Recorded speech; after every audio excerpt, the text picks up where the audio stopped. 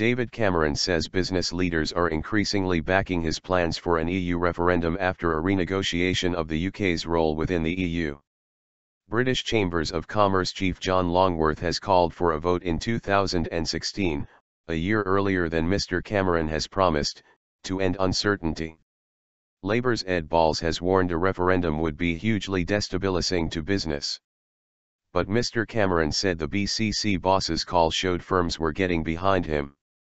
They are saying it is quite right to have a strategy that gives Britain the best chance of staying in a reformed European Union that works in our interest, and that is what my approach is, Mr. Cameron told the BCC's annual conference.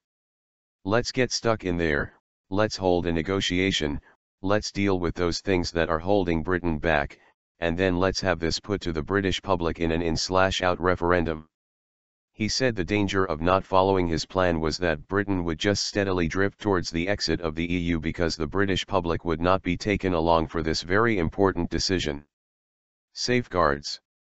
A Conservative source said if it was possible to hold a referendum earlier than 2017, that would be fine.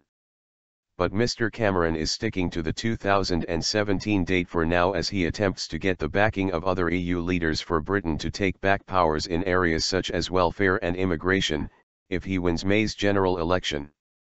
Mr. Longworth, who wants Britain to stay in the EU, questioned Mr. Cameron's negotiating strategy, telling the BCC conference, the next government must set out what it will do to protect the United Kingdom against the prospect of being in a club where all the decisions are made by, and for, the Eurozone.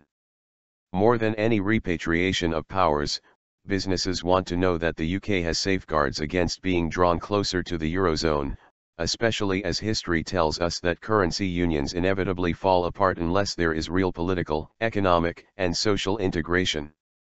And he said any EU referendum should be held in the first year of the new government after May's general election, adding, "It is crucially important that we don't have too long a period of uncertainty." Mr. Cameron also used his speech to the BCC conference to call on Britain's business leaders to give their workers a pay rise because economic conditions have not been this good for a long time. He also announced a plan to boost access to finance for 500 fast-growing firms, called Help to Grow, if the Conservatives win the general election.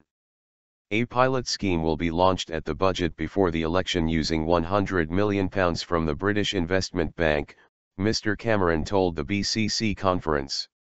Uncertainty. For Labour, Shadow Chancellor Ed Balls said that simply telling people they have never had it so good will only make working people feel politicians are out of touch with their lives. Nick Clegg, Britain is better off as a continued member of Britain's biggest, borderless single market. But the main thrust of his speech to the BCC was a warning about the risk to the economy posed by an EU referendum. Every comment by senior cabinet ministers saying they would be happy or relaxed to see us walk out, and every hint that a referendum could happen as early as next year, before any meaningful reform agenda could be achieved, only adds to the uncertainty and risk for British businesses, said Mr. Balls. Labour has said it will only sanction a referendum if further powers are handed from the UK to Brussels requiring a fundamental change to existing treaties.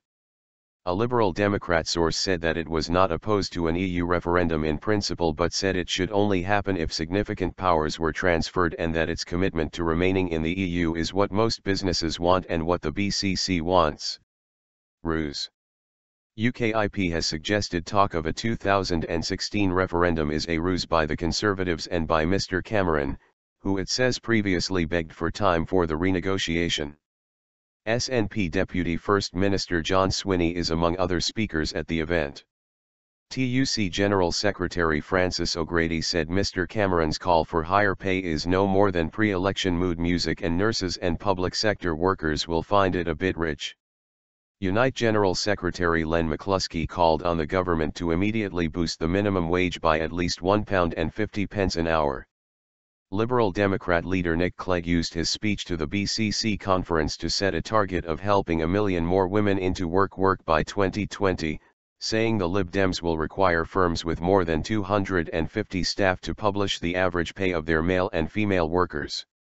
The Lib Dems accused Ed Miliband of snubbing British business by not attending the BCC conference, but Ed Balls dismissed such attacks as trivial, adding, "Isn't this election about bigger things than that?"